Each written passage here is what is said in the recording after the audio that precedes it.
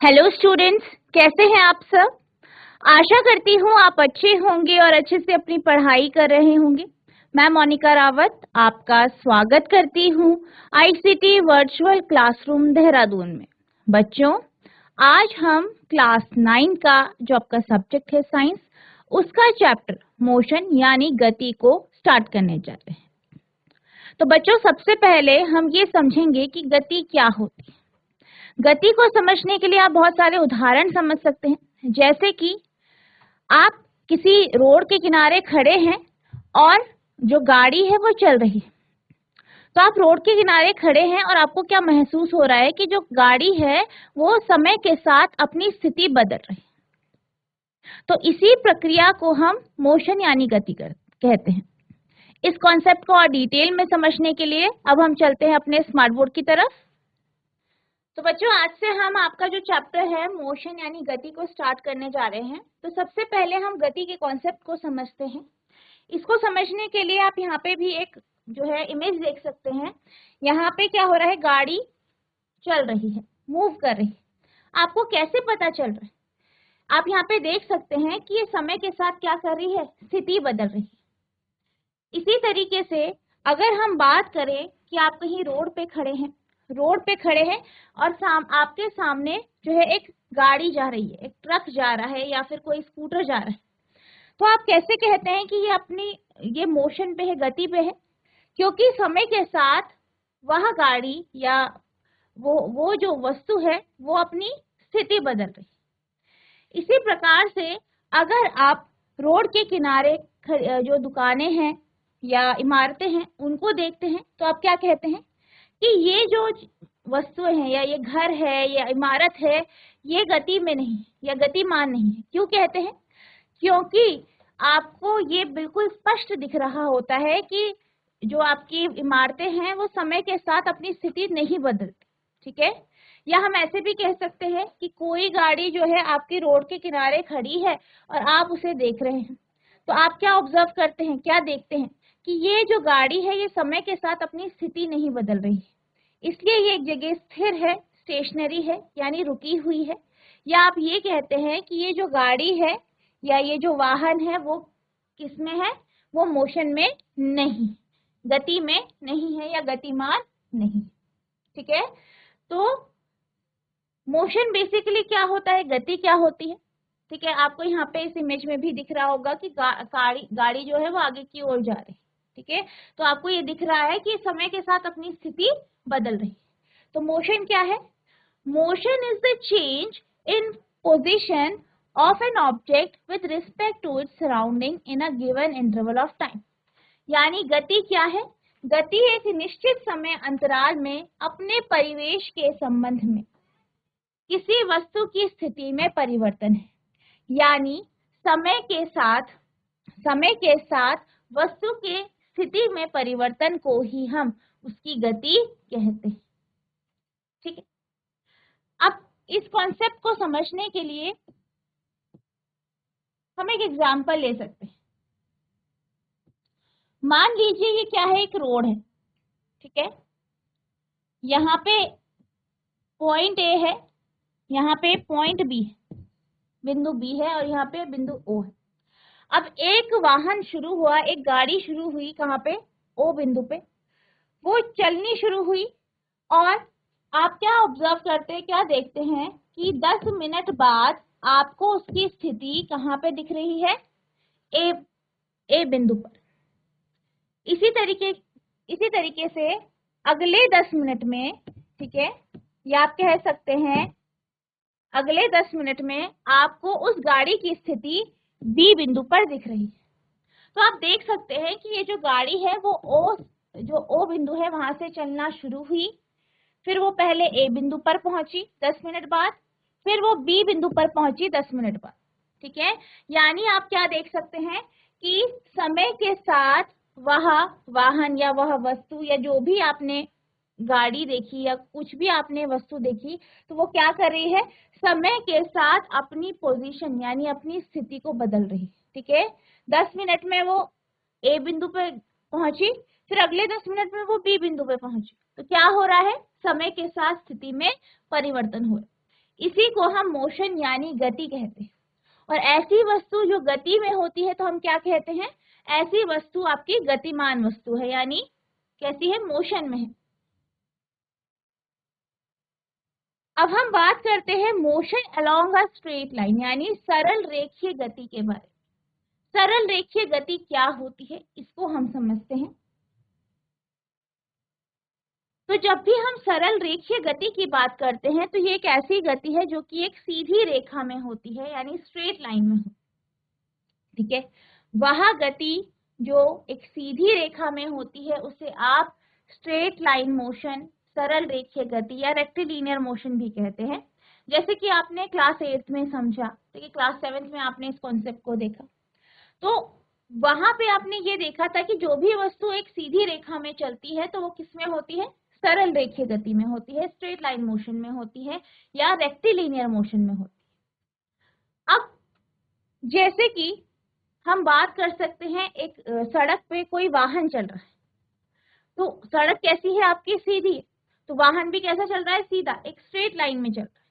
तो ऐसी गति को हम क्या कहते हैं, सरल रेखीय गति।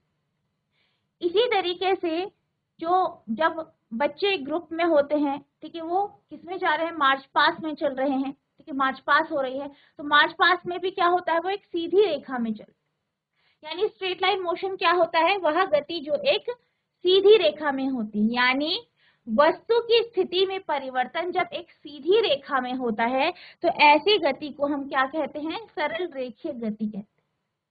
अब इस कॉन्सेप्ट को हम समझते हैं कि इस कॉन्सेप्ट से आप डिस्टेंस के कॉन्सेप्ट को यानी दूरी का जो कॉन्सेप्ट है उसे आप कैसे समझेंगे।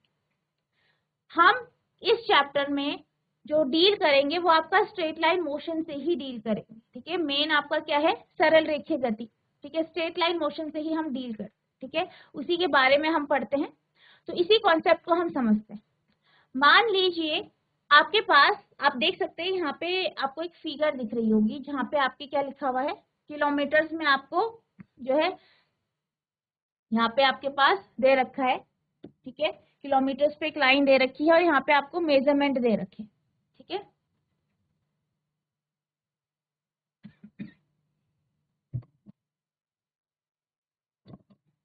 अब यहाँ पे आप देख सकते हैं, यहाँ पे आपको क्या दे रखा है, किलोमीटर्स यानी डिस्टेंस आपको दे रखी है, किलोमीटर्स में आपको रीडिंग दे रखी है। अब मान लीजिए कि एक कोई वाहन स्टार्ट हुआ, शुरू हुआ ओ बिंदु पे, ठीक है, ओ बिंदु से ये शुरू हुआ, चलने लगा, चलते चलते ये ए बिंदु तक पहुंच गया। तो जब कोई वाहन इस सीधी रेखा में चल रहा है और ओ बिंदु से शुरू होके ए बिंदु तक पहुंचता है तो आप क्या कह सकते हैं कि उस वाहन ने कितनी दूरी तय की है। अगर हम बात करें ओए दूरी की तो यहाँ पे आप साफ देख सकते हैं कि यहाँ पे आपको ओए दूरी 60 किलोमीटर दी गई है, यानी ओए डिस्टेंस या ओए दूरी कितनी है, 60 किलोमीटर की है। अब वाहन गया ओ से ए बिंदु पे पहुंचा, फिर वो वापस आया, फिर वो मुड़ा, वापस आया। जब वो वापस आया तो वो वापस आते आते वो कहाँ पे पहुंचा, सी बिंदु तक पहुंचा। अब वो गया, वो कहाँ से आया, आपका ए से आया सी की तरफ, पहले वो किधर गया, ओ से ए की तरफ, इस तरफ, ठीक है, फिर वो यहाँ पे पहुंचा, यहाँ से फिर वो वापस आया सी बिंदु पर, इस तरफ चला, ठीक है। तो आप यहाँ पे देख सकते हैं कि पहले वो जो वाहन था वो ओ से ए तक गया, ए बिंदु तक गया, फिर ए बिंदु से वापस सी बिंदु पे पहुंचा। अब अगर हम एसी की बात करें, एसी दूरी की बात करें, तो एसी दूरी कितनी है, एसी पथ की लंबाई कितनी है। अगर हम एसी पथ की लंबाई देखें तो आप यहां से इसे क्या करेंगे, कैलकुलेट करें, 5, 10, 15, 20, 25, 30, 35, ठीक है, 35। तो ए से सी की जो दूरी है वो कितनी है, 35 किलोमीटर। यानी वापस आते हुए, यानी ए बिंदु से वापस आते हुए सी बिंदु तक जो आपका वाहन है उसने कितनी दूरी तय करी, 35 किलोमीटर। चाहे आप इस तरीके से निकालें, चाहे आप पूरी जो आपका ये है 60 किलोमीटर को माइनस कर दे 25 से, तभी भी आपके पास 35 आएगा। तो आप किसी भी तरीके से आप निकाल सकते। अब बात की जा रही है कि इस वाहन ने कुल कितनी दूरी तय करी या कितना डिस्टेंस या कितना पथ इसने कवर किया। ठीक है, तो अगर हम बात करें वाहन की, ठीक है, किसकी बात करें, वाहन की बात करें।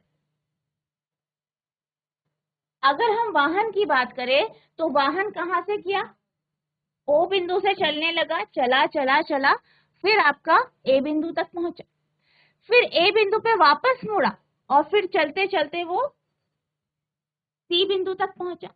यानी उसने कितनी दूरी तय की, पहले वो ए तक गया, ओ ए, प्लस फिर वो वापस आया सी बिंदु तक, यानी ए सी।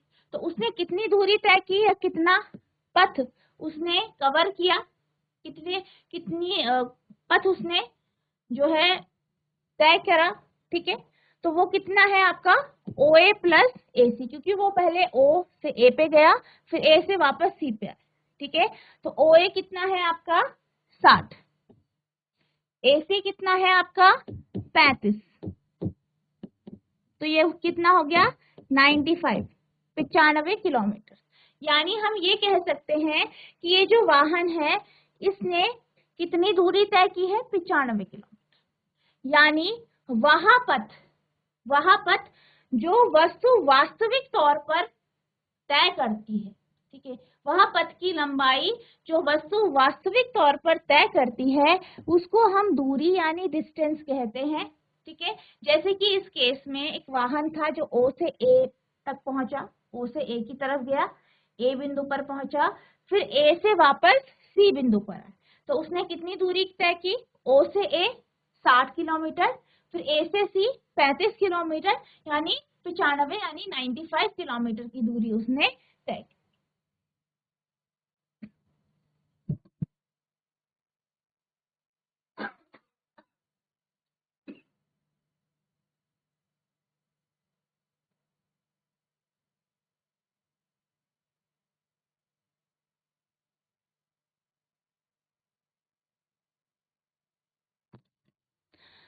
तो इस कॉन्सेप्ट से हम डिस्टेंस यानी दूरी के कॉन्सेप्ट को समझते हैं।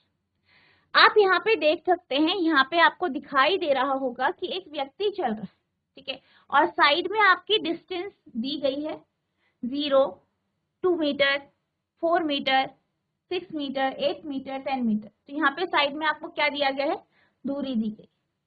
अब जैसे जैसे ये व्यक्ति चलता है वैसे वैसे आपको ऊपर डिस्टेंस दिखाई दे रही है। तो पहले ये 0 से यानी 0 से 2 मीटर की दूरी इसने तय की, तो आपको दिखाई दे रहा है कि डिस्टेंस कितना हो गया 2। फिर ये 4 मीटर तक पहुंचा तो आपका डिस्टेंस हो गया 4, फिर 6 पे पहुंचा तो 6, 8 पे पहुंचा तो फिर 8। तो डिस्टेंस बेसिकली क्या होता है, डिस्टेंस यानी दूरी, वह जो आपका डिस्टेंस क्या होता है, डिस्टेंस दूरी क्या होती है, अगर हम दूरी की बात करें तो यह वह पथ है या पथ की लंबाई है जो वास्तविक तौर पर एक वस्तु या कोई भी व्यक्ति, कोई भी ऑब्जेक्ट कवर करता है। और आप ये जानते हैं ये कब होता है, जब बॉडी मोशन में होती है यानी गति में होती है। यानी आप ये जानते हैं गतिमान वस्तु ही आपकी दूरी तय कर सकती है। ठीक है, तो distance is the total movement of an object without any regard to direction. अब अगर हम बात करें डिस्टेंस की, डिस्टेंस का मतलब क्या है, वास्तविक दूरी, किसी भी वस्तु के द्वारा जो वास्तविक पथ की लंबाई तय की गई है उसको हम क्या कहते हैं, दूरी कहते हैं।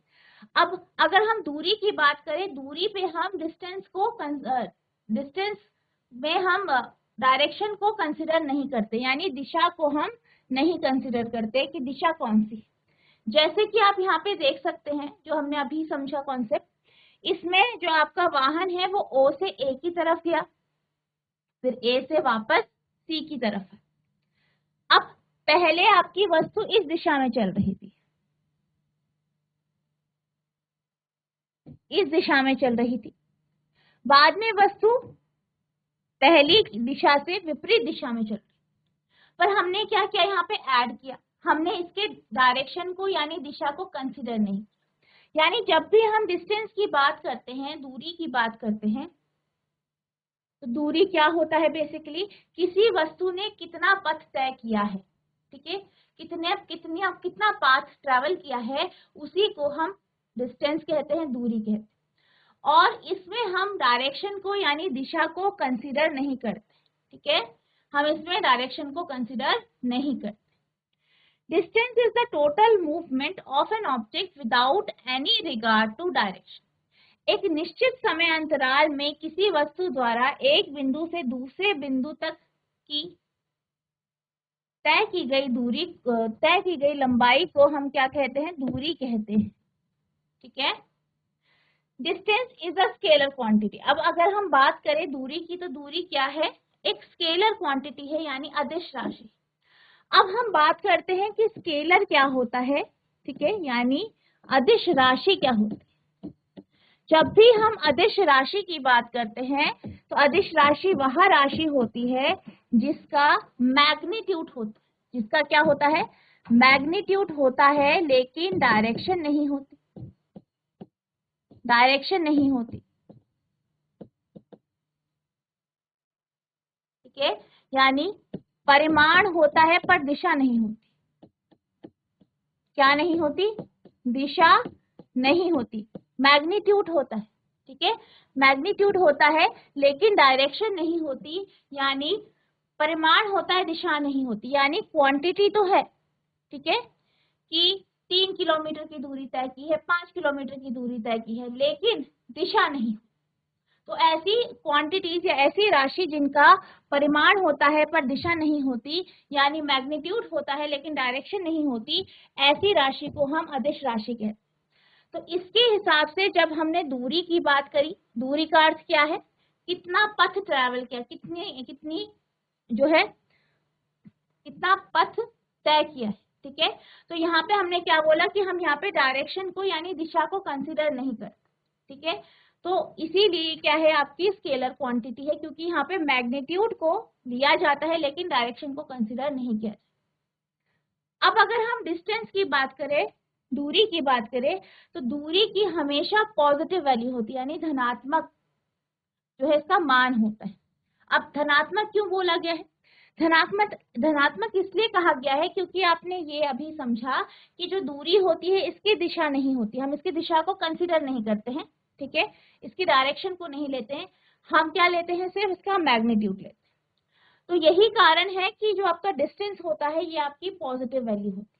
या आप ये भी कह सकते हैं कि जो आपकी दूरी होती है वो आपका 0 हो सकता है, और आपकी पॉजिटिव वैल्यू यानी धनात्मक संख्याएं हो सकती है, या धनात्मक मान हो सकता है, ये कभी भी ऋणात्मक या फिर नेगेटिव नहीं हो सकता, ठीक है।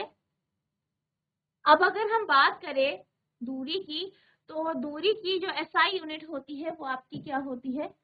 मीटर होती है, ठीक है। तो ये आपका क्या है? डिस्टेंस है। अब डिस्टेंस क्या है? आपकी स्केलर क्वांटिटी। अब हम चलते हैं दूसरे कॉन्सेप्ट की तरफ, जो है आपका विस्थापन यानी डिस्प्लेसमेंट। अब विस्थापन के कॉन्सेप्ट को समझने के लिए हम फिर यहीं पे आते हैं, जो अभी हमने डिस्कस किया, ठीक है, एग्जाम्पल। अब यहाँ पे मैंने आपको क्या कहा था कि जो आपका वाहन है वो चलना उसने शुरू किया, वो ओ से ए की ओर गया, ए तक की उसने दूरी तय की, फिर वो वापस मुड़ा, ए से वापस मुड़ा, और फिर वो सी बिंदु तक पहुंचा, ठीक है।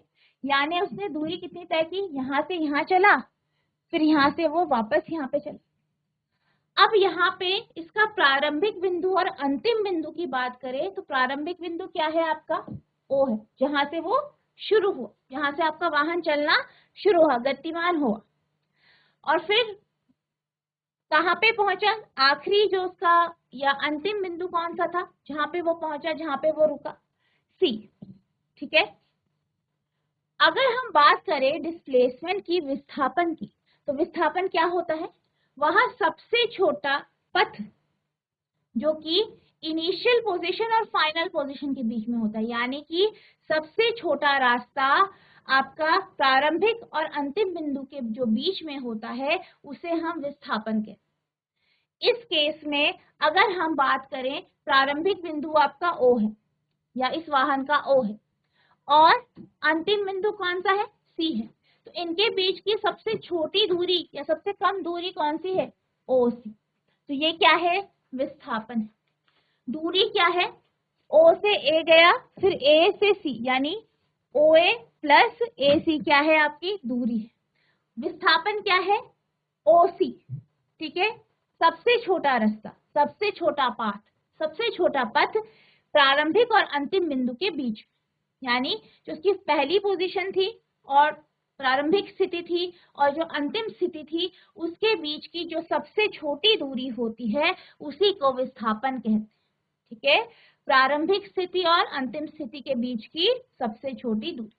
अब इस केस में अगर हम बात करें डिस्प्लेसमेंट की यानी विस्थापन की, क्योंकि आप जानते हैं कि जो वाहन है वो O से A की तरफ गया, फिर A से वापस C आया, तो O और C के बीच की जो सबसे छोटी दूरी है या सबसे कम जो दूरी है वो क्या है, OC है। और OC कितना है आपका, 25 किलोमीटर। यानी इस केस में जो विस्थापन है यानी डिस्प्लेसमेंट है वो आपका 25 किलोमीटर है, ठीक है। तो आपका विस्थापन क्या होता है, विस्थापन प्रारंभिक स्थिति और अंतिम स्थिति, ठीक है। ये अंतिम स्थिति और प्रारंभिक स्थिति के बीच में जो सबसे छोटा पथ होता है, सबसे छोटे पथ की जो लंबाई होती है उसी को हम डिस्प्लेसमेंट कहते हैं यानी विस्थापन कहते हैं। Displacement of an object is equal to the length of shortest path between the final and the initial points. वस्तु का विस्थापन अंतिम और प्रारंभिक बिंदुओं के बीच सबसे छोटा पथ, सबसे छोटे पथ की लंबाई के बराबर होता है, ठीक है। तो आपका जो डिस्प्लेसमेंट है वो क्या है, अंतिम बिंदु और प्रारंभिक बिंदु के बीच की सबसे छोटा पथ। It is a vector quantity. अब क्या होता है जब भी हम बात करते हैं डिस्प्लेसमेंट की, तो डिस्प्लेसमेंट में हम दिशा को यानी डायरेक्शन को इंक्लूड करते हैं, ठीक है। यानी जब भी हम विस्थापन की बात करते हैं तो हम यहाँ दिशा की बात भी करते हैं। जबकि हम डिस्टेंस की जब हम बात कर रहे थे तो हमने क्या देखा था कि डिस्टेंस में हम यानी दूरी में हम दिशा को नहीं लेते, यहाँ हम दिशा लेते, इसलिए ये क्या है, एक सदिश राशि है यानी वेक्टर क्वांटिटी। और वेक्टर क्वांटिटी क्या होती है, सदिश राशि क्या होती है, जिसका मैग्नीट्यूड यानी परिमाण भी होता है और दिशा भी होती है, ठीक है। और दिशा यानी डायरेक्शन भी होती है, ठीक है। तो जिसका परिमाण और डायरेक्शन दोनों होता है वो आपकी क्या होती है, वेक्टर क्वांटिटी यानी आपका सदिश राशि। अब अगर हम डिस्प्लेसमेंट की बात करें, विस्थापन की बात करें, तो विस्थापन आपका नेगेटिव भी हो सकता है, ठीक है, ऋणात्मक भी हो सकता है, पॉजिटिव भी हो सकता है और शून्य यानी जीरो भी हो सकता है। क्यों हो सकता है पॉजिटिव और नेगेटिव, क्योंकि जैसे कि अभी हमने बात करी आपका जो विस्थापन होता है उसकी डायरेक्शन यानी दिशा भी होती है, इसलिए ये आपका पॉजिटिव और नेगेटिव हो सकता है, ठीक है। और अगर हम इसकी यूनिट की बात करें तो इसकी SI यूनिट क्या है आपकी, मीटर है। Displacement of an object is equal to the length of the shortest path between final and the initial point. वस्तु का विस्थापन अंतिम और प्रारंभिक बिंदुओं के बीच सबसे छोटे पथ की लंबाई के बराबर होता है। It is a vector quantity. यह एक सदिश राशि। Displacement can be positive, negative and even zero. विस्थापन धनात्मक, ऋणात्मक तथा शून्य भी हो सकता है। इस कॉन्सेप्ट को आप ज्यादा क्लियरली इस डायग्राम से समझ सकते हैं। आप यहाँ पे देख सकते हैं, आप यहाँ पे देख सकते हैं एक वस्तु है जो जिसने यहाँ पे इस तरीके से दूरी तय करी, ठीक है, इस तरीके से चली और यहाँ पे पहुंच गई। अब अगर हम डिस्टेंस की बात करें तो दूरी कितनी तय करी इसने, 70 किलोमीटर। लेकिन इस प्रारंभिक और अंतिम बिंदु के बीच की जो दूरी थी वो कितनी हुई, 14 किलोमीटर। तो आपका जो डिस्प्लेसमेंट है यानी जो विस्थापन है वो कितना आया आपका, 14 किलोमीटर, ठीक है। और वहीं अगर हम दूरी की बात करें तो दूरी कितनी आई आपकी, 70 किलोमीटर। ठीक है,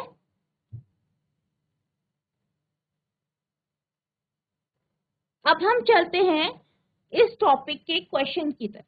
ठीक है, तो आपका क्वेश्चन है, an object has moved through a distance. कोई वस्तु है, कोई एक वस्तु है जो कि कुछ दूरी तक चलती है, मूव करती है, गति करती है।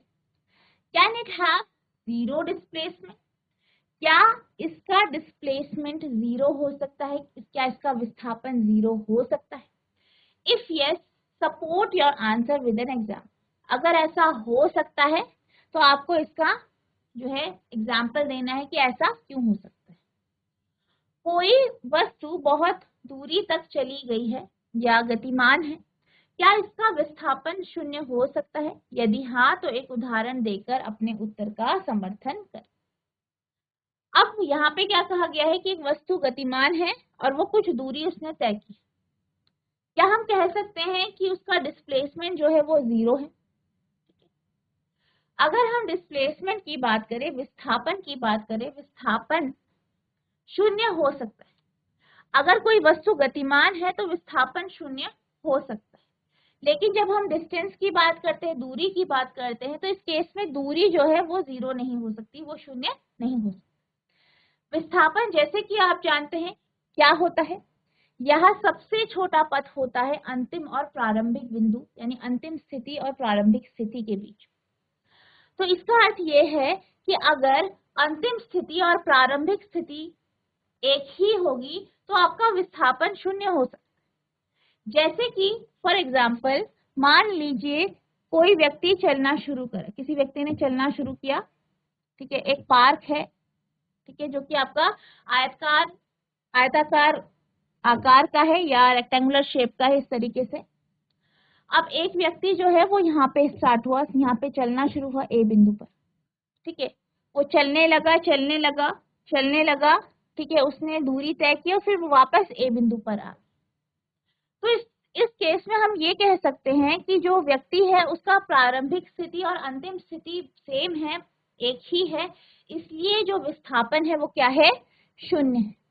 इसी तरीके से अगर हम कोई सर्कुलर पाथ की बात करें, ठीक है, ये हमने आयताकार देखा, अब हम वृत्ताकार पथ की बात करते हैं। मान लीजिए कोई पार्क है, इस तरीके से सर्कुलर पार्क, ठीक है, और यहाँ पे क्या है, वृत्ताकार पथ है। अब इस पथ पे इस बिंदु P से क्या हुआ, एक व्यक्ति क्या कर रहा है, जॉगिंग कर, ठीक है, वो जॉगिंग कर रहा है, वो जॉगिंग करते करते वो कहाँ पे पहुंच गया, वापस वो P बिंदु पर पहुंच गया। तो इस केस में भी हम ये कह सकते हैं कि जो व्यक्ति है उसका प्रारंभिक और अंतिम स्थिति एक ही है, इसलिए जो डिस्प्लेसमेंट है यानी विस्थापन है वो शून्य है, यानी जीरो। ठीक है, तो अगर कोई वस्तु दूरी तय करी है, चल रही है, गतिमान हो रही है, तो ऐसा हो सकता है कि उस वस्तु का विस्थापन शून्य। ठीक है, yes, an object which has moved through a distance can have zero displacement if it comes back to its initial position।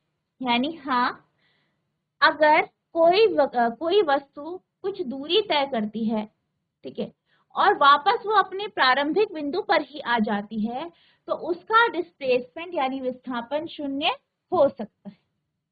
Example, if a person जॉग्स in a circular park which is circular and complete one round. मान लीजिए कोई व्यक्ति जो है एक वृत्ताकार park में jogging कर रहा है और वो एक राउंड कंप्लीट कर देता है, एक राउंड पूरा कर देता है। His initial and final position is the same. तो उसकी जो इनिशियल पोजीशन है, प्रारंभिक स्थिति है, और जो अंतिम स्थिति है वो एक ही होगी। ठीक है, इसलिए हम ये कह सकते हैं कि जो डिस्प्लेसमेंट है वो कैसा है, जीरो है, यानी विस्थापन शून्य। हाँ, कोई वस्तु जो कुछ दूरी तय कर चुकी हो, यदि वह अपनी प्रारंभिक स्थिति में वापस आ जाए तो उसका विस्थापन शून्य हो सकता है। उदाहरण, यदि कोई व्यक्ति गोलाकार पार्क में जॉगिंग करता है और एक चक्कर पूरा करता है, उसकी प्रारंभिक और अंतिम स्थिति एक ही है, अतः उसका विस्थापन 0 है। अब हम चलते हैं अगले प्रश्न की ओर। तो आपका अगला प्रश्न है, a farmer moves along the boundary of a square feet of side 10 metre in 40 second. एक फार्मर है, किसान है, जो जो एक वर्गाकार खेत जो है, एक वर्गाकार खेत है जिसकी भुजा 10 मीटर है, उसकी बाउंड्री पर वो चलता है, उसकी सीमा पर चलता है, ठीक है, 40 सेकेंड तक। What will be the magnitude of displacement of the farmer at the end of 2 minutes 20 seconds from the initial position? आपको क्या बताना है? आपको ये बताना है कि जो ये फार्मर है, जो ये किसान है, 2 मिनट 20 सेकेंड तक समय पर, ठीक है, इसका डिस्प्लेसमेंट क्या होगा, इसका विस्थापन क्या होगा। एक किसान 10 मीटर भुजा वाले एक वर्गाकार खेत की सीमा के साथ 40 सेकंड में चलता है, ठीक है।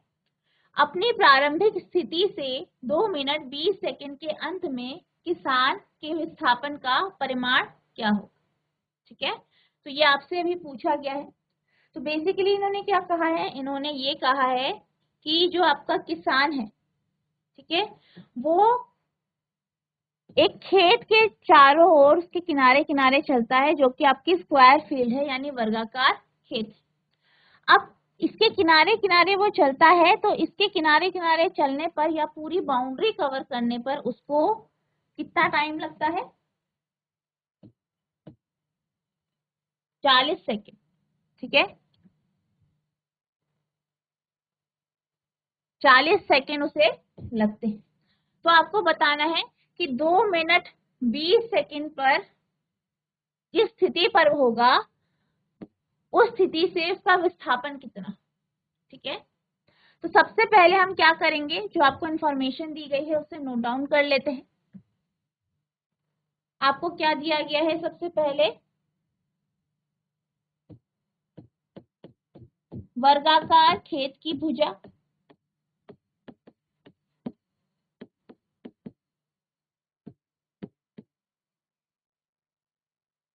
यानी side of a square field, कितना दिया गया है, 10 मीटर, 10 मीटर, ठीक है, ये आपको दिया गया है, ठीक है। तो ये आपको दिया गया है, साथ ही साथ आपको क्या दिया गया है,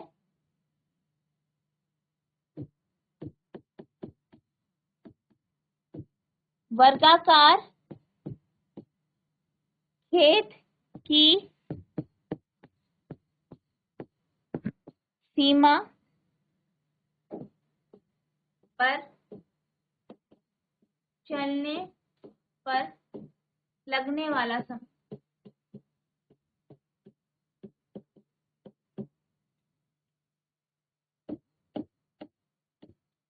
कितना दिया गया है, 40 सेकेंड।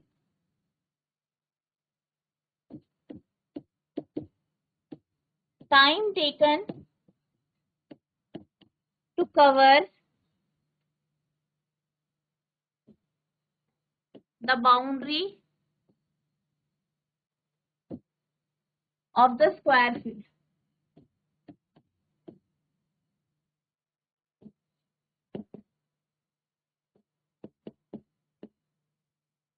40 सेकेंड।